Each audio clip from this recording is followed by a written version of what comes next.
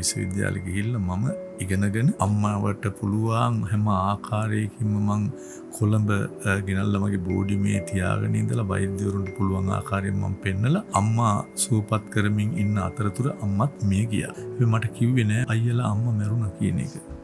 අම්මා ස්පිරිතාලෙට ගෙනිච්චා කියලා කිව්වේ නාරක් පිබිල්ලා.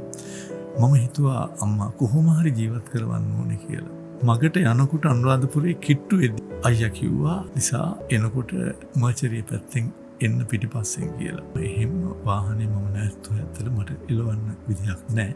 මට හිතුණා ජීවිතේ මම විඳපු ලොකුම හදවතට දැනුණ දේ ඒ අම්මා නැති වෙච්ච එක. අද මට මොනවා හරි ගීතයක් මුමුණන්න පුළුවන් වෙලා තියෙන්නේ. කතා කරන්න පුළුවන් වෙලා තියෙන්නේ. මා හිතනවා ඒ අම්මගේ තියෙන ආభాසය මට ගොඩක් ලැබෙන්න ඇති.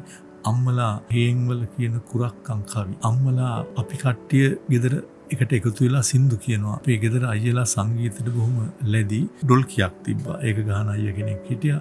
ඉංග්‍රීසි මැඩ්ලින් එකක් තිබ්බා. ඒක මම වාදනය කරනවා. අයියලාගේ කාලේ හොඳට ටවුන් එකේ ස්කෝල වලට තාත්තා අය දාලා ඒ අය සංගීතය ඉගෙනගෙන එහෙම තිබ්බා. ඉතින් ඒ වගේ වාදන භාණ්ඩ එහෙම කීපයක් තිබ්බා. ඉතින් අම්මා ඇවිල්ලා අපේ ගීත අහනවා කියනවා මේක කියමු කියලා. ඉතින් ඒ සංගීතයේ ඒ ආభాසය තමයි හිතන්නේ අපිට ගොඩක් එන්න ඇත්තේ.